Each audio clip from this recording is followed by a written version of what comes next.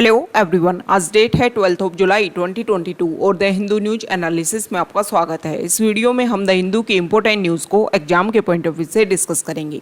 नीचे description box में Telegram channel Volcano IAS Academy का लिंक दिया हुआ है।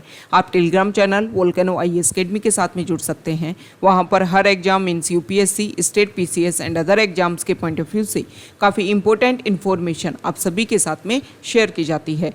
तो चलो स्टार्ट करते हैं। वीडियो को स्टार्ट करेंगे एक ज्योग्राफिकल मैप क्वेश्चन के साथ में। और आज आपका क्वेश्चन ये है कि कालाहारी डेजर्ट को आपको मैप में व्यू करना है, फिर इससे रिलेटेड हर इंपॉर्टेंट फैक्ट्स को एंड इन्फॉर्मेशन को कमेंट बॉक्स में टाइप करना है। कल हमने आपसे क्वेश्चन पूछा था अरावली माउंटेन रेंज को लेकर के। तो अरावली माउंटेन रेंज को अगर हम मैप में व्यू करें, अरावली माउंटेन रेंज इंडिया के नॉर्थ वेस्ट पार्ट पर लोकेटेड है। अरावली माउंटेन रेंज की लेंथ है 670 किलोमीटर एंड ये साउथ वेस्ट डायरेक्शन में रन करती है। अरावली माउंटेन रेंज स्टार्ट होती है दिल्ली से, उसके बाद में हरियाणा, राजस्थान एंड गुजरात में जाकर के अपने आप को एंड करती है। अरावली माउंटेन रेंज की हाईएस्ट पीक है गुरु शिखर, जो राजस्थान के सिरोही डिस्ट्रिक्ट में लोकेटेड है।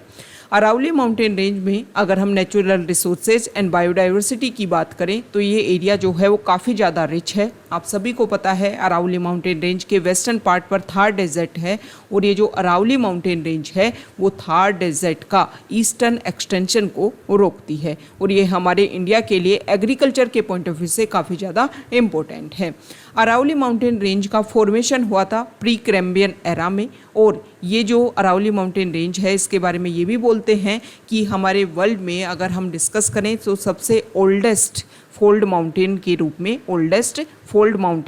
में ये लोकेटेड है। नॉर्थ अमेरिका कॉन्टिनेंट, वहाँ पर आप सभी को पता है टू इम्पोर्टेंट कंट्री हैं कनाडा एंड अमेरिका, यूएसए। तो यूएसए में एक माउंटेन है, माउंटेन का नेम है अपलेशियन माउंटेन। अपलेशियन माउंटेन का कंपैरिजन किया जाता है अरावली माउंटेन रेंज से। हालांकि अपलेशियन माउंटेन और अरावली रेंज का जो फॉर्मेशन है वो अलग अलग टाइम में, अलग अलग एरा में हुआ है, लेकिन दोनों ही जो माउंटेन है वो प्रेजेंट टाइम में जो है वो इरोडेड फॉर्म में लोकेटेड हैं, इसलिए इन दोनों का कंपैरिजन किया जाता है। तो ये अरावली माउंटेन रेंज से रिलेटेड कुछ बेसिक फैक्ट्स जो हमारे एग्जाम के पॉइंट ऑफ व्यू से इम्पोर्टेंट है। द हिंदू की इम्पोर्टेंट न्यूज़ और फर्स्ट इम्पोर्टेंट न्यूज़ रिलेटेड है अबू सलेम को लेकर के। पहले हम थोड़ा सा बेसिक बैकग्राउंड डिस्कस करेंगे। इस न्यूज़ में वैसे ये दे रखा है कि सुप्रीम कोर्ट ने ये बात बोली है कि 25 ईयर की जो जेल की गई थी, मतलब जो भी उनके ऊपर जो भी आरोप थे फिर उसकी जो पनिशमेंट दी गई, तो आपने पुर्तगाल के साथ में, पुर्तगाल जो कंट्री है उसके साथ में जो आपकी ट्रीटी हुई थी उसमें डिस्कशन हुआ था कि अबू सलेम को आप जो है वो 25 ईयर से ज़्यादा की जेल नहीं कर सकते, वो डेथ पनिशमेंट भी उसको नहीं दी जा सकती है। तो यहाँ पर सुप्रीम कोर्ट ने बोला है कि जो हमारी सेंट्रल गवर्नमेंट है वो प्रेसिडेंट को उनके ऊपर जो भी पनिशमेंट है उसको एक तरीके से रेमिट करने की कोशिश करे, क्योंकि 25 ईयर जो हैं वो उनकी जेल में कंप्लीट हो चुके हैं।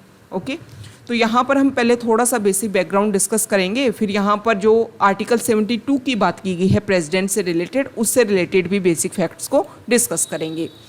1993 में हमारे इंडिया में मुंबई ब्लास्ट होते हैं और जो मुंबई ब्लास्ट का जो मुख्य आरोपी है वो अबू सलेम को माना जाता है। अबू सलेम जो है वो इंडिया को छोड़ करके फॉरेन कंट्रीज़ में चला जाता है और फिर 2002 के लगभग फॉरेन कंट्री पुर्तगाल में अबू सलेम को उनकी गर्लफ्रेंड के साथ में अरेस्ट किया जाता है कुछ फर्जी डॉक्यूमेंट्स के साथ में। बाद में पता चलता है कि ये जो अबू सलेम है वो तो इंडिया में 1993 में जो अटैक हुए उसका मुख्य आरोपी है, इसलिए इंडिया कोशिश करता है कि इस पर्सन को जो पुर्तगाल में अरेस्ट हुआ है उसको इंडिया भेज दिया जाए।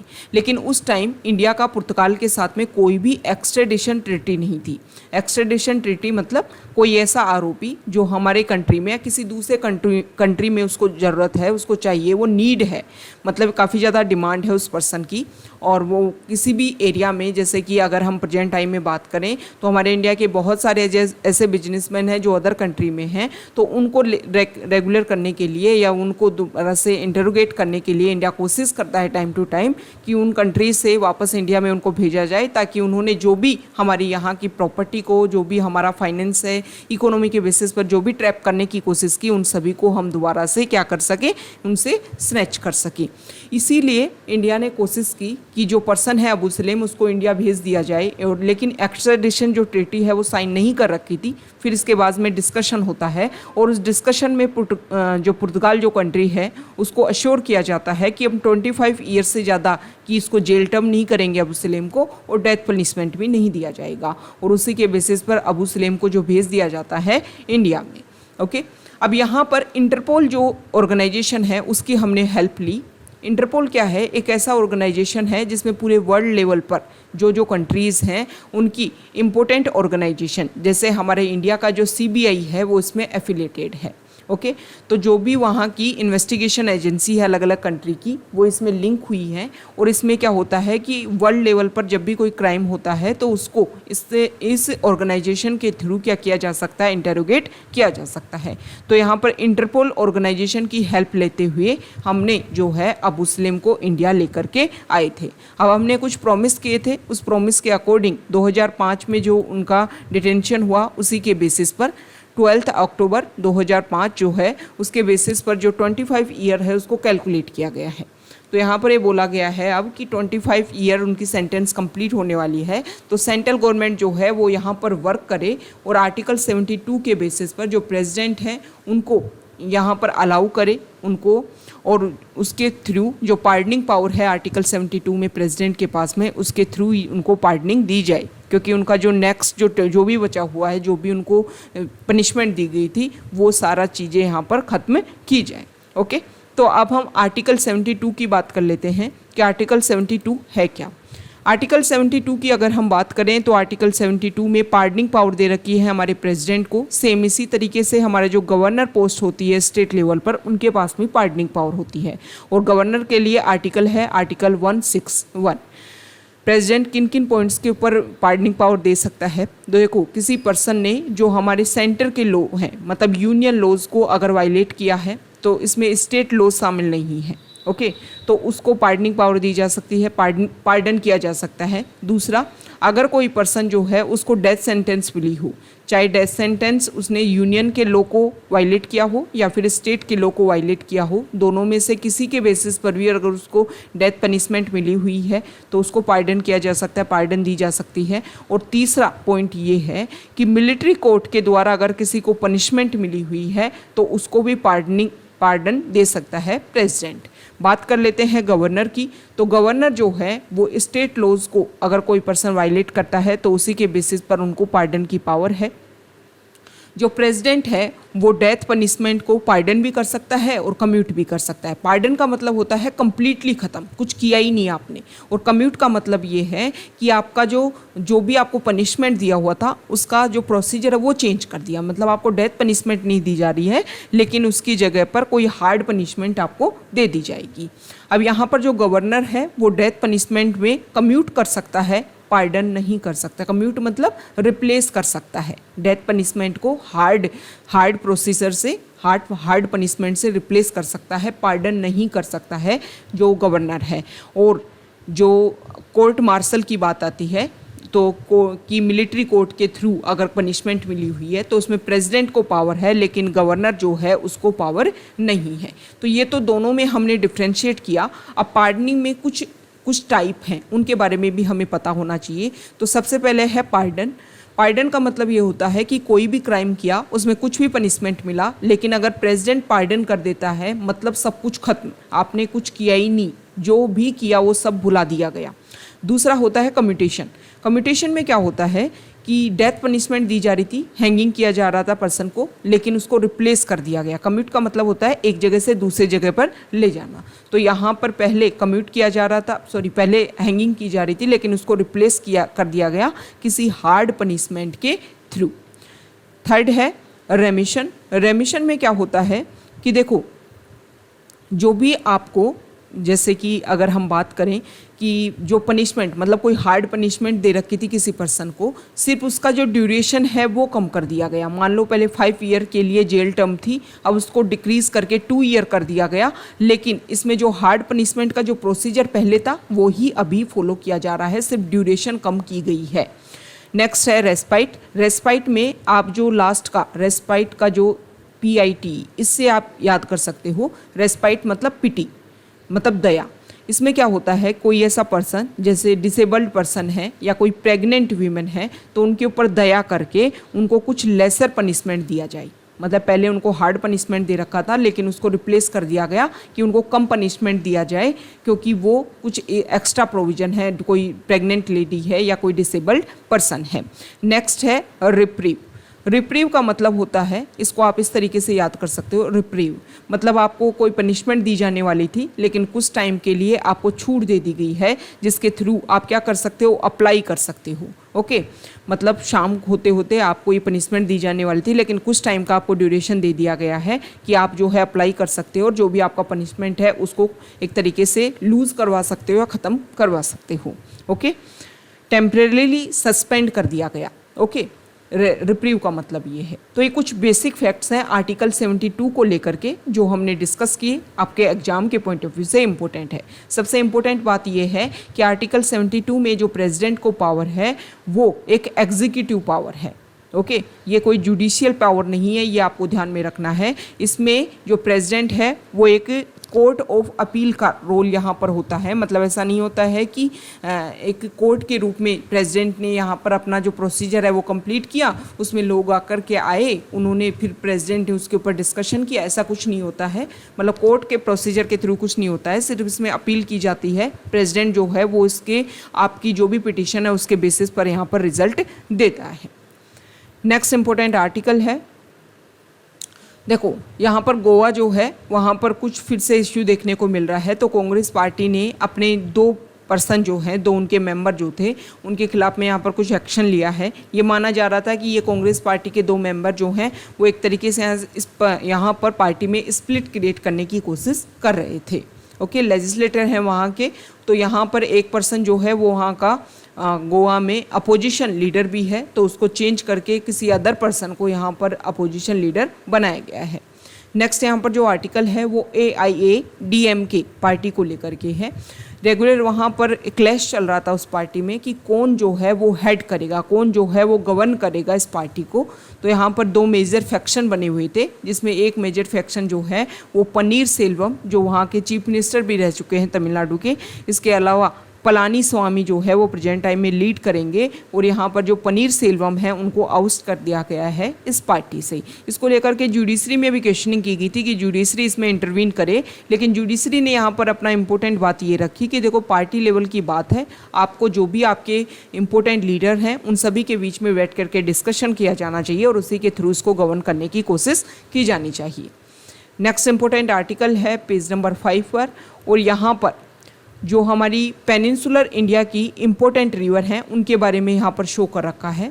इस आर्टिकल में ये बता रखा है इस पेज पर कि साउथ इंडिया की जो भी इम्पोर्टेंट रिवर हैं, जिसमें गोदावरी जो है वहाँ पर काफ़ी हैवी फ्लड्स देखने को मिल रही हैं। ओके तो यहाँ पर पेनिनसुलर इंडिया की अगर हम बात करें तो 3 इम्पोर्टेंट रिवर हैं, जिसमें गोदावरी और कृष्णा जो है उनका ओरिजिन कहाँ से होता है, उनका ओरिजिन होता है महाराष्ट्र से, और इम्पोर्टेंट रिवर है कावेरी, कावेरी का ओरिजिन होता है कर्नाटका से।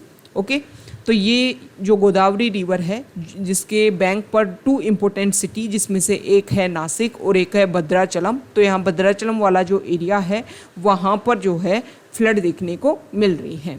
आपका क्वेश्चन ये है कि आपको ये बताना है कि गोदावरी की सबसे इम्पोर्टेंट ट्रिब्यूटरी कौन सी है, और वो गोदावरी रिवर की लेफ्ट बैंक ट्रिब्यूटरी है या फिर राइट बैंक ट्रिब्यूटरी है, उसका नेम आपको कमेंट बॉक्स में बताना है। यहाँ पर जो है नेक्स्ट आर्टिकल देखो, तेलंगाना जो स्टेट है, तेलंगाना गवर्नमेंट, उन्होंने रिजर्व बैंक ऑफ इंडिया से क्वेश्चन किया है। रिजर्व बैंक ऑफ इंडिया को बोला है कि अगर हम बात करें प्ले स्टोर के बेसिस पर, तो अभी भी गूगल प्ले स्टोर पर कुछ ऐसे ऐप हैं जो आरबीआई के रूल्स एंड रेगुलेशन जो है उसके अकॉर्डिंग अपने आप को फॉलो नहीं करते हैं, उन रूल्स एंड रेगुलेशन के अकॉर्डिंग जो है काम नहीं करते हैं, लेकिन वो अभी भी मार्केट में लोन का जो प्रोसीजर है उसको कंप्लीट कर रहे हैं और लोगों को अपने जो ट्रैप है उसमें यहाँ पर फंसा रहे हैं।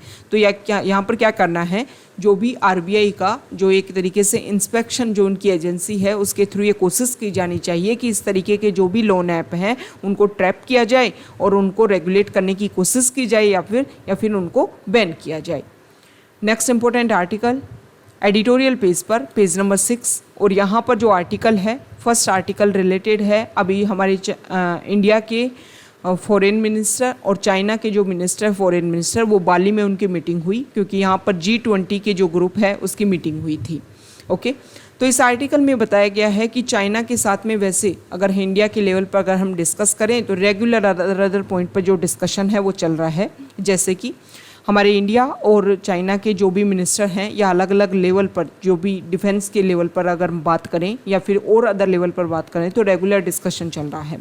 ब्रिक्स के ग्रुप की मीटिंग हुई, HCO ग्रुप की मीटिंग हुई, इन सभी मेन पॉइंट्स को लेकर के डिस्कशन है। लेकिन आर्टिकल का मेन एसेंस ये है कि 2020 में जो इशू क्रिएट हुआ था लाइन ऑफ एक्चुअल कंट्रोल को लेकर के, उस इशू को अभी तक रेगुलेट नहीं किया जा सकता है, नहीं किया जा सका है।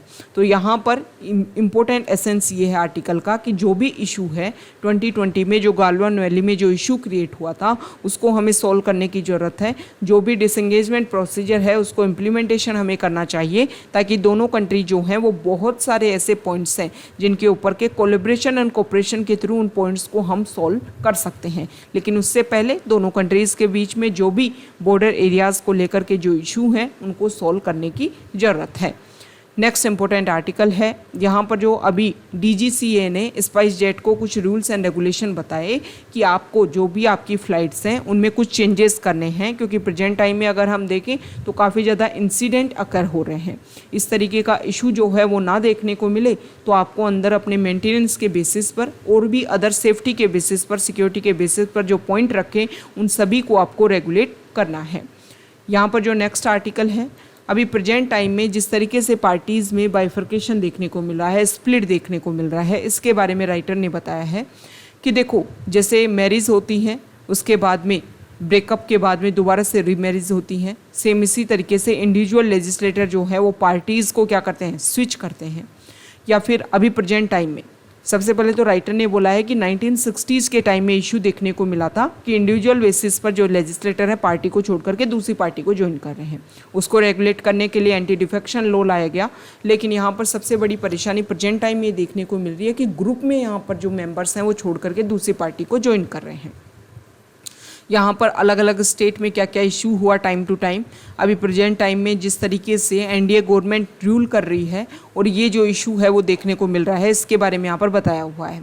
अरुणाचल प्रदेश में 2016 में, बिहार में 2017 में, कर्नाटका में 2019 में, मध्य प्रदेश में 2020, महाराष्ट्र में 2022 यहाँ पर एक बल्क में जो लेजिस्लेटर हैं पार्टी को छोड़ा दूसरी पार्टी में गई। महाराष्ट्र में तो हमने ये देखा है कि पार्टी में जो शिवसेना जो पार्टी है उसी को वो लीड कर रहे हैं और उसी को लीड करते हुए उन्होंने BJP के साथ में अलायंस बनाया है। अब यहाँ पर जो राइटर हैं उनका ये बोलना है कि जिस इशू को गवर्न करने के लिए, जिस इशू को रेगुलेट करने के लिए हम एंटी डिफेक्शन लॉ लेकर के आए थे, लेकिन उसका जो लूप होल है उसमें कि लूप होल ये था कि जो एक अगर हम मेजोरिटी में पार्टी के मेंबर एक पार्टी से दूसरी पार्टी में जाते हैं, अब उसके बेसिस पर ये जो इशू है वो क्रिएट होने लग गया है। तो यहाँ पर जो स्प्लिट देखने को मिल रही है उसको राइटर ने यहाँ पर जो सोसाइटी की एक वॉइस है कि हो सकता है कि बहुत बार सोसाइटी जो है वो पर्सन को इसलिए इलेक्ट करती है कि वो इस पार्टी से बिलोंग करते हैं। ओके, तो यहाँ पर सोसाइटी की जो वॉइस है, मतलब डेमोक्रेसी की जो वॉइस है, उसको डाइल्यूट करने की कोशिश की जा रही है। बहुत सारे आर्टिकल हमने डिस्कस किए हैं जिसमें टाइम टू टाइम इस तरीके के इशू को लेकर के सजेशन भी दिए गए हैं कि इस तरीके के इशू अगर रेगुलर होते रहे तो जो प्रॉब्लम है वो इसी तरीके से क्रिएट होती रहेगी। तो हमें क्या करना है कि जब भी इस तरीके से बल्क में भी अगर ट्रांसफ़र देखने को मिलता है तो उसको भी रेगुलर करने की ज़रूरत है। और अगर इस तरीके का कोई पर्सन करता है कि किसी और पार्टी से वो जीतता है और किसी और पार्टी में जाकर के बाद में मर्ज होता है तो उनके ऊपर 6 ईयर का एक तरीके से बैन लगाया जाए। मतलब वो प्रेजेंट टाइम के इलेक्शन में तो अब उनको बैन किया ही जाए, नेक्स्ट टाइम का जो भी जनरल इलेक्शन हो लेजिस्लेटिव असेंबली का या पार्लियामेंट का, उसमें भी वो पार्टिसिपेट ना कर पाएँ। इस तरीके से रूल एंड रेगुलेशन जो है वो स्ट्रिक्ट बेसिस पर हमें अप्लाई करने होंगे, तभी जा करके इस तरीके का जो स्प्लिट बार बार देखने को मिलता है वो नहीं देखने को मिलेगा। नहीं तो क्या होता है कि जो भी आपके बेनिफिट्स हैं, चाहे आप इकोनॉमी के बेसिस पर देखो या फिर पोस्ट के बेसिस पर देखो, इन बेनिफिट्स के बेसिस पर इस तरीके का जो स्प्लिट है पार्टीज़ में वो रेगुलर देखने को मिलेगा। नेक्स्ट इंपॉर्टेंट आर्टिकल है, आप सभी को पता है टेनिस का विंबलडन जो है वो अभी कंप्लीट हुआ है और इसमें जो वीमेन जो यहाँ पर ग्रैंड स्लैम जो उन्होंने जीता है वो एक न्यू है। ओके, तो यहाँ पर एलेना राईबाकिना जो है उनका फर्स्ट ग्रैंड स्लैम टाइटल है। और यहाँ पर मैन की अगर हम बात करें विंबलडन 2022 में, तो यहाँ पर जो जोकोविच हैं उन्होंने इसको जीता है। तो नोवाक जोकोविच जो हैं वो अपने 21st ग्रैंड स्लैम जो हैं वो अब तक जीत चुके हैं। और अभी तक इसमें ये बताया गया है कि ट्रियो जोकोविच, रोजर फेडरर और राफेल नडाल जो हैं वो इनमें सबसे ज़्यादा, मतलब इन तीनों की जो जोड़ी है वो हमेशा से अपने आप को लीड कर रही है। लेकिन यहाँ पर ये बताया गया है कि वीमेन की अगर हम बात करें तो रेगुलर यहाँ पर नया जो फेस है वो देखने को मिल रहा है, मतलब यूथ जो है वो काफ़ी ज़्यादा आगे आ रहा है वीमेन के बेसिस पर। आपका क्वेश्चन ये है कि टेनिस में 4 ग्रैंड स्लैम होते हैं और उन चारों के नेम जो है वो आपको कमेंट बॉक्स में बताने हैं, और कौन सा ग्रैंड स्लैम किस टाइम अकर होता है ये भी आपको बताना है। नेक्स्ट इंपॉर्टेंट आर्टिकल है पेज नंबर 8 पर। यहाँ पर हमारे यूनिवर्स को एक्सप्लोर करने की बात की जा रही है, एक नया सर्च किया जा रहा है, एक नया रिसर्च किया जा रहा है। और इस आर्टिकल में बताया गया है कि हमारे यूनिवर्स में जो चीज़ें हमें दिखती हैं वो सिर्फ 5% है, इसके अलावा भी 95% ऐसा एरिया है, ऐसी चीज़ें हैं जो हमें दिखाई नहीं देती हैं, क्योंकि वो डार्क मैटर है। डार्क मैटर इसलिए है, ऐसा बोलते हैं कि उनमें वो जो है वो लाइट एमिट नहीं करते हैं, मतलब लाइट एमिट करना एक इलेक्ट्रोमैग्नेटिक फिनोमिना है। और ये जो मैटर होते हैं, जिस तरीके से नॉर्मल मैटर जो है वो लाइट एमिट कर रहे हैं, लेकिन ये लाइट एमिट नहीं कर पाते हैं, इसलिए इनको क्या बोलते हैं, डार्क मैटर बोलते हैं।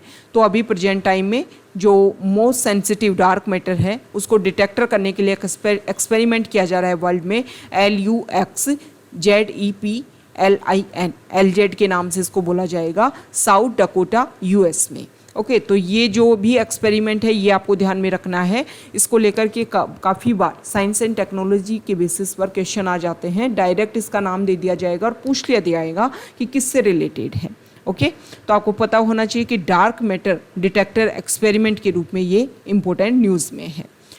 अब यहाँ पर ये बताया गया है कुछ इंपॉर्टेंट फैक्ट्स हैं, जैसे कि हमारे यूनिवर्स में जो भी इंटरेक्शन होते हैं उसमें 4 फंडामेंटल फोर्सेज जो हैं वो काम करते हैं पार्टिकल के बीच में, जिसमें स्ट्रॉन्ग न्यूक्लियर फोर्स होता है, वीक न्यूक्लियर फोर्स होता है, इलेक्ट्रोमैग्नेटिक फोर्स होता है और ग्रेविटेशन होता है। डार्क मैटर जो है वो क्या होता है कि ऐसे पार्टिकल होते हैं जिसमें चार्ज नहीं होता है, जिसका मतलब ये होता है कि इलेक्ट्रोमैग्नेटिक जो इंटरेक्शन होता है उसके थ्रू ये इंटरेक्ट नहीं करते हैं। तो जो पार्टिकल्स हैं इसलिए उनको डार्क बोलते हैं, मतलब वो लाइट एमिट नहीं करते हैं इसलिए, और इलेक्ट्रोमैग्नेटिक जो फिनोमेना है वो इनमें रेगुलर नहीं हो पाता है, इसलिए इस मैटर को डार्क मैटर के नाम से बोला जाता है। अब यहाँ पर देखो, सबसे पहले सबसे इंपॉर्टेंट बात ये रखी गई है कि डार्क मैटर को ना तो अभी तक किसी ने देखा, ना इसको लेकर के एक्सपेरिमेंट नहीं हुआ, फिर आप कैसे बोल सकते हो कि डार्क मैटर है। तो यहाँ पर गैलेक्सीज़ में जो भी ऑब्जेक्ट्स हैं उनका जो एक तरीके से रिवॉल्व देखा जाता है कि जब गैलेक्सीज एक दूसरे के पास आती हैं या फिर उनमें जो भी स्पीड होनी चाहिए किसी ऑब्जेक्ट की उसमें कुछ वेरिएशन देखने को मिलते हैं। इसके बेसिस पर ये लगाया जाता है कि कुछ ऐसे मैटर हैं जो यहाँ पर उनकी डायरेक्शन में, उनकी जो भी वेलोसिटी है उनमें यहाँ पर कुछ हाल्ट क्रिएट करते हैं, जिसकी वजह से माना जा रहा है कि यहाँ पर डार्क मैटर हो सकता है। नेक्स्ट इम्पोर्टेंट आर्टिकल है, यहाँ पर अभी CCPA central consumer protection authority ने अनाउंस किया है कि अनफेयर ट्रेड प्रैक्टिस अगर फॉलो की जाएंगी, मतलब होटल्स एंड रेस्टोरेंट्स में अगर सर्विस चार्ज जो है वो अप्लाई किया जाएगा तो उसको यहाँ पर प्रिवेंट करने की बात की गई है। सर्विस चार्ज होता क्या है? सर्विस चार्ज में एक फ़ी कलेक्ट की जाती है कि आप कहीं भी किसी भी जगह पर गए, उस जगह पर जो प्राइमरी प्रोडक्ट या सर्विस आपको दी या फिर आपने वहाँ से ख़रीदी, तो उसमें जो सर्विस जो आपको प्रोवाइड की गई उसी का एक तरीके से फ़ी कलेक्ट किया जाता है। गवर्नमेंट ने टाइम टू टाइम बोला है कि GST कलेक्शन होता है इन सभी के लेकर के, तो GST कलेक्शन अगर होता है प्रोडक्ट के बेसिस पर तो ये एक्स्ट्रा फ़ी चार्ज नहीं होना चाहिए। ओके, इससे पहले भी ये बोला गया था कि अगर हम बात करें जो भी आपके फूड प्रोडक्ट्स खरीदे जाते हैं, जैसे कि रेस्टोरेंट में आप गए, खाना खाने के लिए गए, वहाँ पर कोई भी वेजिटेबल का जो प्राइस है वो 120 मान लो लिख रखा है या 250 लिख रखा है, जो भी उनका मेन्यू कार्ड होता है, तो उसमें वो एक्स्ट्रा चार्ज नहीं कर सकते, क्योंकि ऐसा बोलते हैं कि इसका जो भी GST कंक्लूजन जो भी इस पे इम्पोज्ड है उन सभी को ऐड करके ही मेन प्राइस जो है वो आपको शो करना है, फिर एक्स्ट्रा आपको कोई चार्ज नहीं करना है। ओके, तो इस तरीके की जो इशू हैं वो टाइम टू टाइम देखने को मिल रही थी। तो यहाँ पर गवर्नमेंट ने बोला है कि NCH नेम से आप 1915 के ऊपर कॉल करके या फिर NCH मोबाइल ऐप के थ्रू भी आप अपनी कंप्लेंट जो है वो रजिस्टर करवा सकते हो और जल्द ही इसके लिए इफेक्टिव इसका रिडर्सल किया जाएगा। ये CCPA क्या है? CCPA जो है वो उसको इसीलिए एस्टेब्लिश किया गया था कि कंज्यूमर्स के जो भी राइट्स हैं अगर उनका वायलेशन होता है तो उन सभी मैटर्स को रेगुलेट किया जा सके। कंज्यूमर प्रोटेक्शन एक्ट 2019 के अंडर ये जो अथॉरिटी है इसको एस्टेब्लिश किया गया कि consumer rights, unfair trade practice, false और misleading advertisement that are prejudicial to the interest of the public, इन सभी को रेगुलर करने के लिए CCPA को एस्टेब्लिश किया गया था। CCPA एक्ट 2019 का जो सेक्शन 18 है वो इस अथॉरिटी को रेगुलर करने की पावर देता है। नेक्स्ट इंपॉर्टेंट आर्टिकल है, कल भी हमने डिस्कस किया था फॉरेस्ट राइट एक्ट को लेकर के। तो 2006 का जो फॉरेस्ट राइट एक्ट है उसमें कुछ चेंज करने की बात की जा रही है ministry of environment, forest and climate change के द्वारा।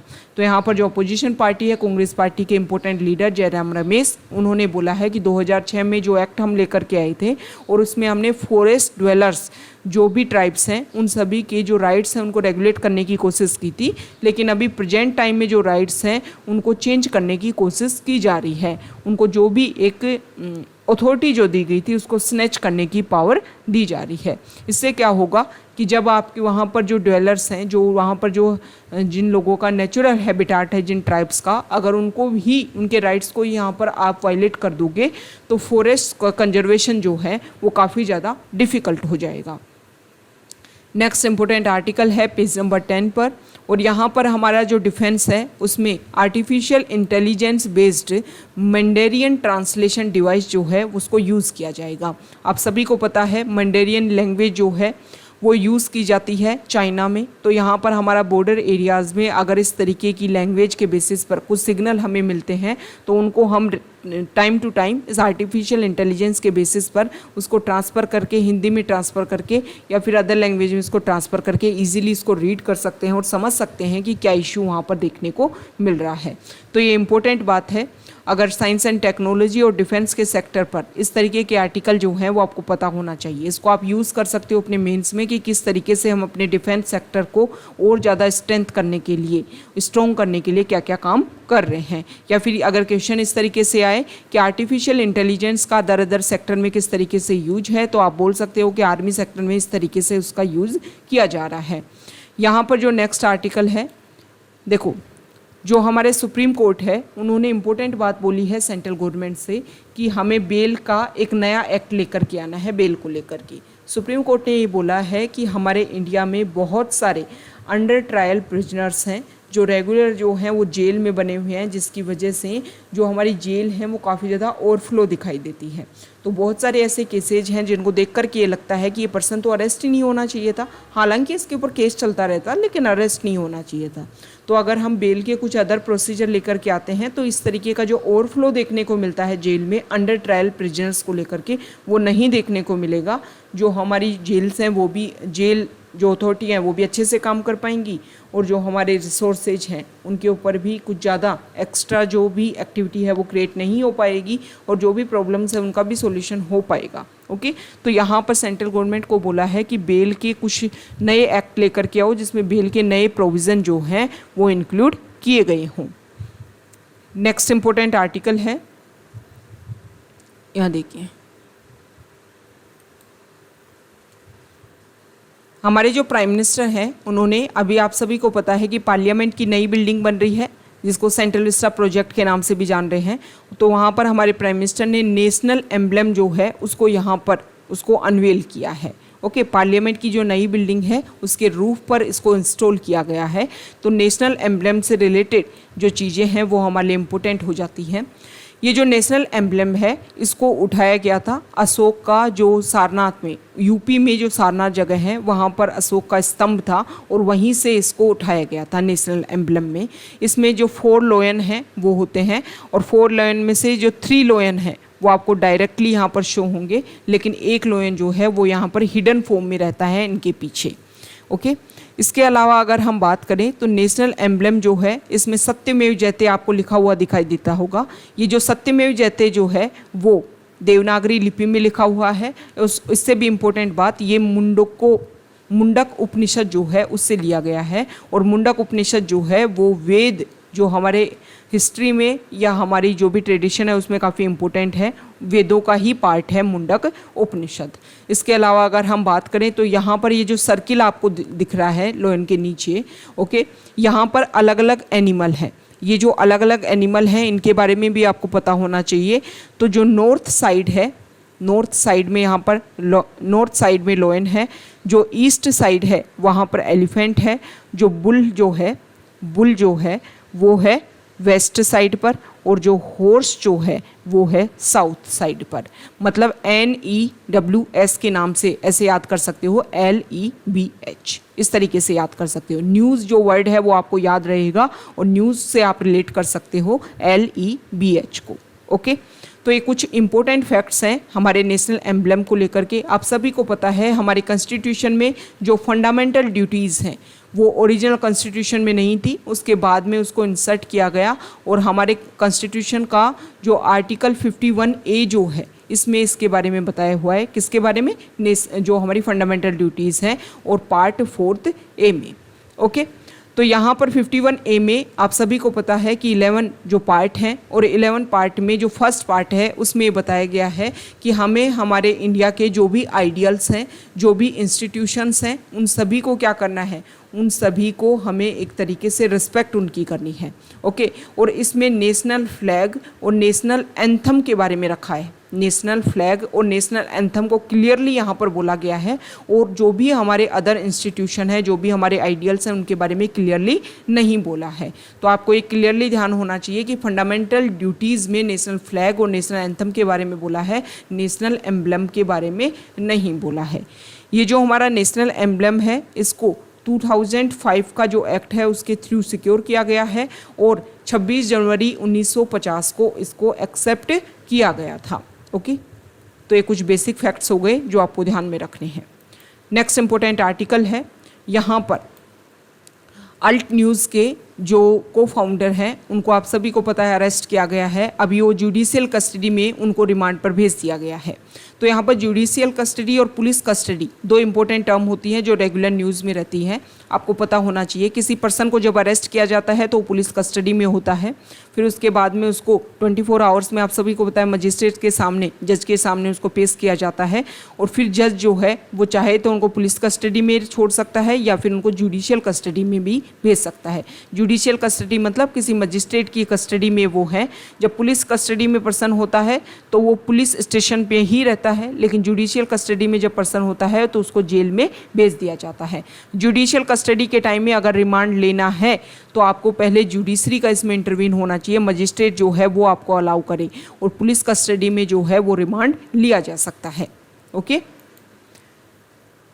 नेक्स्ट इंपॉर्टेंट आर्टिकल है पेज नंबर 12 पर, और यहाँ पर यूएन की एक रिपोर्ट आई है। इस रिपोर्ट में ये बोला गया है कि जल्दी इंडिया की जो पॉपुलेशन है वो चाइना की पॉपुलेशन को बीट कर देगी। यहाँ पर ये बताया गया है कि India is set to surpass China as the world most populous country in 2023। 2023 में ही पार कर देंगे हम, इतनी ज़्यादा पॉपुलेशन हमारे इंडिया की इंक्रीज़ होती जा रही है। यहाँ पर ये बताया गया है कि 1950s के बाद में अगर हम बात करें तो वर्ल्ड लेवल पर जो पॉपुलेशन है उसमें काफ़ी ज़्यादा स्लो देखने को मिला है, ओके। और 2020 में भी 1% जो है वो जो पॉपुलेशन है उसमें डिक्रीज़ देखने को मिला है, ऐसा यूएन ने एस्टिमेशन किया है। यहाँ पर बताया गया है कि वर्ल्ड पॉपुलेशन डे पर ये जो रिपोर्ट है उसको रिलीज़ किया गया है। इसमें बताया गया है कि इस साल के 15 नवंबर तक 8 बिलियन पॉपुलेशन हो जाएगी वर्ल्ड की, और 2030 तक 8.5 बिलियन, 2100 तक 10.4 बिलियन तक पॉपुलेशन जो है वो चली जाएगी। नेक्स्ट इंपॉर्टेंट आर्टिकल, ये अमरनाथ में जो अभी हैवी फ्लड देखने को मिला इसके बारे में बता रखा है कि अमरनाथ यात्रा के टाइम में जो भी इवेंट हुआ, जो भी ये इशू हुआ, ये अनप्रेडिक्टेबल है। इसके बारे में आप पहले से प्रेडिक्ट नहीं कर सकते हो। जैसे टेररिज्म एक्टिविटी है, इन सभी को आप सिक्योरिटी के बेसिस पर रोक सकते हो, लेकिन अगर नेचुरल फिनोमिना कुछ होता है तो उसको आप प्रेडिक्ट नहीं कर सकते हो। तो यहाँ पर पहले तो ये बोला गया था कि क्लाउड बस्ट देखने को मिला है, लेकिन बाद में क्लियर किया गया कि क्लाउड बस्ट नहीं था। क्लाउड बस्ट में क्या होता है कि किसी स्पेसिफिक जियोग्राफिकल एरिया में बहुत ही कम टाइम में हैवी रेन अगर देखने को मिले, और हैवी रेन को लेकर के IMD इंडिया मीटेरोलॉजिकल डिपार्टमेंट ने तो ये बोल रखा है कि लगभग 1 आवर में अगर 100 mm या फिर 10 cm जो है वो अगर हैवी रेन हो जाए 1 आवर में किसी स्पेसिफिक स्मॉल जियोग्राफिकल एरिया में, तो उसको बोलते हैं क्लाउड बस्ट। क्लाउड बस्ट में क्या होता है कि यहाँ पर जो भी क्लाउड है उनका फॉर्मेशन होता है, फिर वो धीरे धीरे हिली वाले एरिया में सबसे ज़्यादा इशू देखने को मिलता है। जो क्लाउड है वो एयर के साथ में जो एक तरीके से एलिवेशन हाइट पर जाने लगता है, और ये इस तरीके से जब क्लाउड है वो एक एक्सट्रीम हाइट पर चला जाता है, और यहाँ पर हिली एरिया में जो हिली जो एरिया है उनके बीच में जो वैली वाला जो एरिया होता है वहाँ पर ये जो भी क्लाउड है वो एक तरीके से फंस जाते हैं, और उसकी वजह से जब वो हैवी रेन वहाँ पर मतलब हाइट पर जाते हैं तो वहाँ पर फिर हैवी रेन जो है वो स्मॉल एरिया में देखने को मिलती है। तो माउंटेनियस जो रीजन है स्पेसिफिक वहाँ पर क्लाउड बर्स्ट जो इशू हैं वो काफ़ी ज़्यादा देखने को मिलते हैं। लेकिन यहाँ पर अमरनाथ में देखा गया कि 2 आवर में लगभग ये जो रेन है वो देखने को मिली थी, और लगभग 31 mm जो है वो ही रेन यहाँ पर हुई थी। तो यहाँ पर क्लाउड बस्ट का जो पहले यहाँ पर इंसिडेंट क्लियर किया गया था वो क्लाउड बस्ट के बारे में बोला गया है कि क्लाउड बस्ट फिनोमिना ये नहीं था। जेई मेंस का रिजल्ट आ गया है, 14 कैंडिडेट्स ने यहाँ पर 100% स्कोर किया है। काफ़ी इंपॉर्टेंट है हमारे इंडिया के लिए, काफ़ी बेहतरीन जो इंजीनियर हैं वो हमारे इंडिया को मिलेंगे, और उनका जो IQ लेवल है वो काफ़ी हाई लेवल का यहाँ पर देखने को मिल रहा है। नेक्स्ट जो आर्टिकल है वो पेज नंबर 13 पर है। आप सभी को पता है रशिया यूक्रेन इशू, जिसकी वजह से जो यूरोपियन कंट्रीज़ हैं उनको रेगुलर ये लगता है कि रशिया से जो भी उनको गैस का ट्रांसफ़र होता है उसमें कुछ हाल देखने को तो नहीं मिलेगा। तो यहाँ पर अभी प्रेजेंट टाइम में जो नॉर्ड स्ट्रीम पाइपलाइन 1 है उसका कुछ रेगुलेशन करने की कोशिश की जा रही है, जिसकी वजह से जो यूरोपियन कंट्रीज़ हैं वहाँ पर एनर्जी के बेसिस पर कुछ इशू देखने को मिल रहा है। ओके, तो ये कुछ जनरल अवेयरनेस की बातें हैं जिनको रेगुलर हम डिस्कस कर रहे हैं। ये वो ही लिथुआनिया जो है, देखो अगर आप रशिया का मैप डिस्कस करोगे ना तो रशिया का एक पार्ट ऐसा है कैलिनिंग्राड जो है बाल्टिक ओशियन वाले रीजन में ओपन है, और वो मेन लैंड से काफ़ी ज़्यादा कनेक्टिविटी नहीं है। तो यहाँ पर कैलिनिंग्राड जो वाला जो एरिया है वहाँ पर लिथुआनिया और अदर कंट्रीज़ के थ्रू जो रशिया है वो अपनी अवेलेबिलिटी करवाता है। ये मिलिट्री डिफेंस स्टेशन के रूप में भी रशिया इस एरिया को इंक्रीज़ कर रहा है। रशिया यूक्रेन इशू होने की वजह से लिथुआनिया जो कंट्री है उन्होंने यहाँ पर क्या कर दिया था, अपने आप को रोक दिया था कि हम रशिया का जो भी प्रोसीजर है उसको इम्प्लीमेंट नहीं होने देंगे, कि हमारे लैंड एरिया का हम यूज़ नहीं करने देंगे। तो यहाँ पर लिथुआनिया के ऊपर जो भी ट्रेड को लेकर के, देखो Lithuania widens curbs on trade via Kaliningrad. Okay, तो लिथुआनिया ने यहाँ पर कुछ रिस्ट्रिक्शन जो हैं उनको इंक्रीज़ कर दिया है।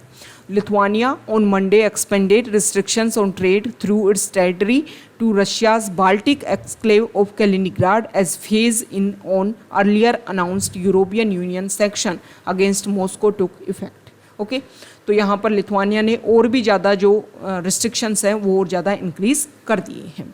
तो ये आज का हमारा द हिंदू न्यूज़पेपर का डिस्कशन था। अगर आप यहाँ तक आए हैं, वीडियो आपको अच्छा लगा है तो प्लीज़ वीडियो को लाइक कीजिए, शेयर कीजिए और चैनल को सब्सक्राइब कीजिए। Q&A सीरीज जो है, क्वेश्चन एंड आंसर सीरीज, जिसमें रेगुलर जो भी करंट अफेयर्स में इशूज हैं उन सभी को हम डिस्कस करते हैं क्वेश्चन एंड आंसर्स के थ्रू। तो उसको आप रेगुलर व्यू कीजिए और ज़्यादा से ज़्यादा अपना सपोर्ट दीजिए। Okay, thank you.